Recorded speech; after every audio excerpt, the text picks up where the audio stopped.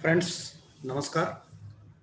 जैसा कि हम सभी लोग आज के समय में क्रॉनिक डिसजनरेटिव वर्ड्स जनरली सुनते हैं और क्रॉनिक डिसजनरेटिव डिजीज बहुत तेजी से हमारे आपके बीच में आने लगे हैं।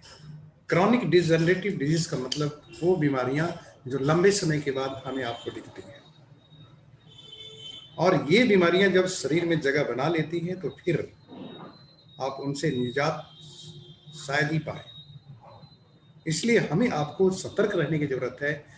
कौन से रीजंस हैं जिसकी वजह से ये बीमारियां आती हैं और अगर ये बीमारियां आ जाएं तो कभी भी अवहेलना नहीं करना चाहिए, इग्नोर नहीं करना चाहिए। Myself doctor Awadhesh Singh, consultant homeopathic physician of chronic diseases, university student health complex care unit, BHU Varanasi.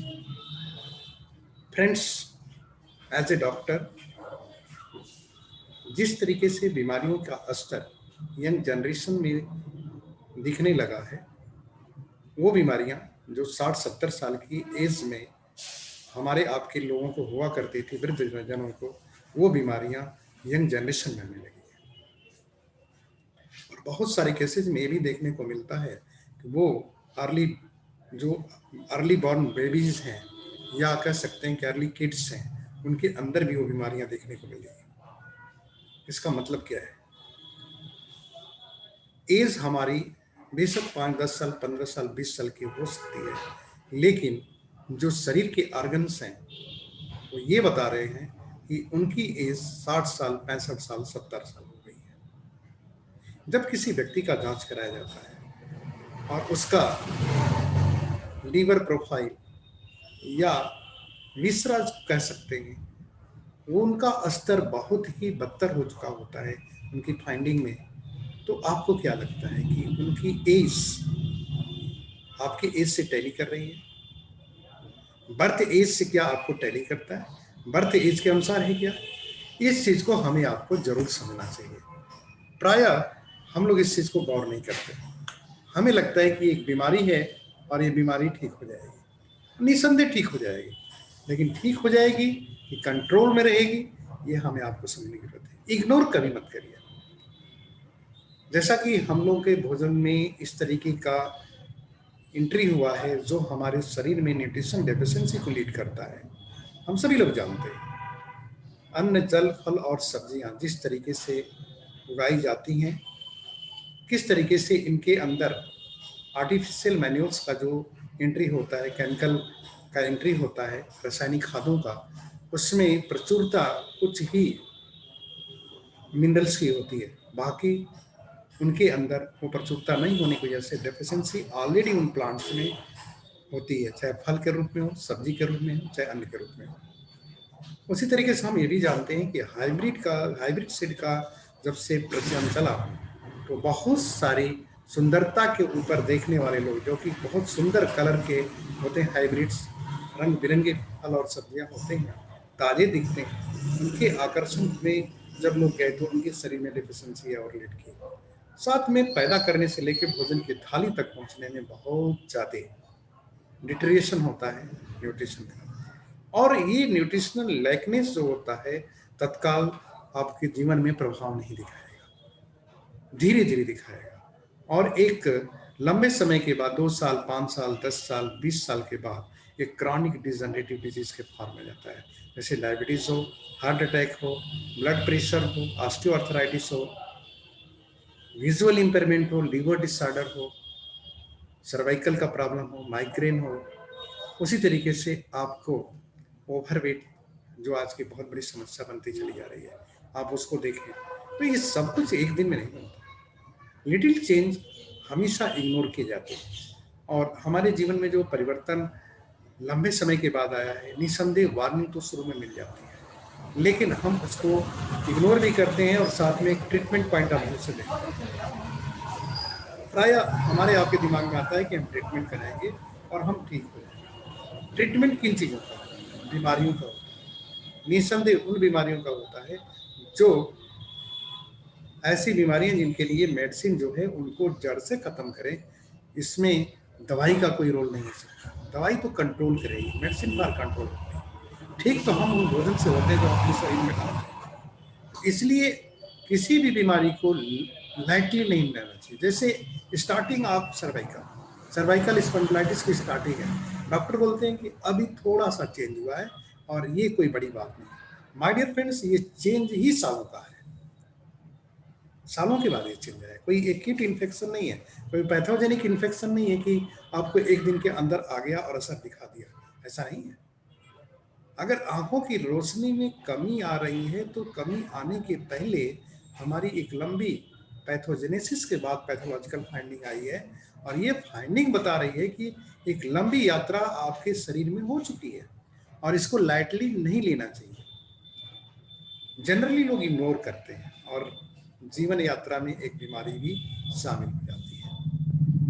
और अगेन आई रिपीट कि कोई भी इस तरह की बीमारी में बोलता है डोंट माइंड, ये तो एक सिंपल चेंज है, लिटिल बिट है और आप ठीक हो जाएंगे, तो केयरफुल हो जाइए।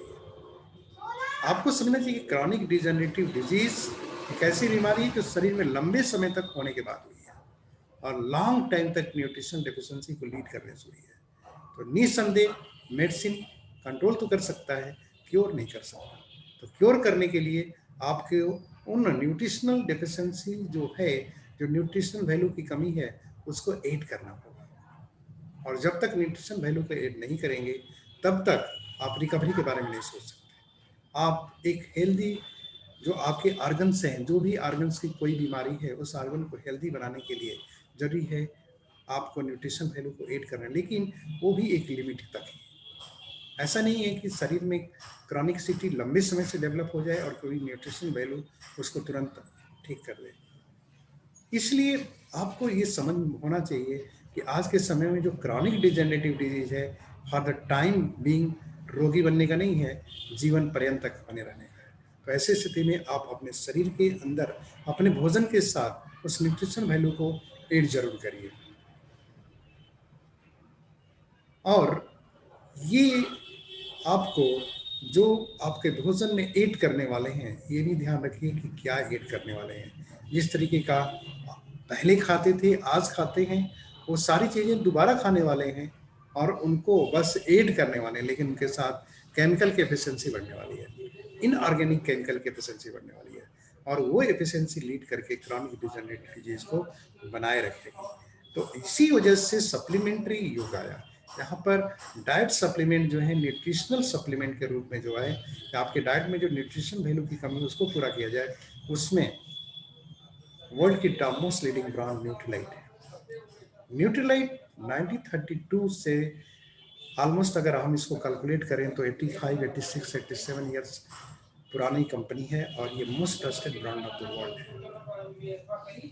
न्यूट्रिशन एंड डाइटरी सप्लीमेंट के सेलिंग ब्रांड में ये विश्व की डायरेक्ट सेलिंग की नंबर 1 कंपनी है। तो आपको इसके बारे में डिटेल जानकारी जरूर लेना चाहिए ताकि आप अपने क्रॉनिक डिजेनरेटिव डिजीज से बच सकें, और साथ में अगर क्रॉनिक डिजेनरेटिव डिजीज हो गया है तो धीरे धीरे उससे हम निजात पा सकें। निसंदेह लंबे समय से हुआ है, भोजन की कमी से हुआ है, भोजन की कमी से ही पूरा होगा। आप किसी और मेडिकल हेल्प लेंगे तो वो आपको कंट्रोल करेगा और दैट्स नीड टू, वो आवश्यक भी है, लेकिन साथ में मेडिसिन के साथ आपको न्यूट्रिशनल भी सप्लीमेंट ऐड करना अति आवश्यक है। और यंग जनरेशन के लिए मेरी एक सलाह रहेगी, आप अभी से सतर्क हो जाइए।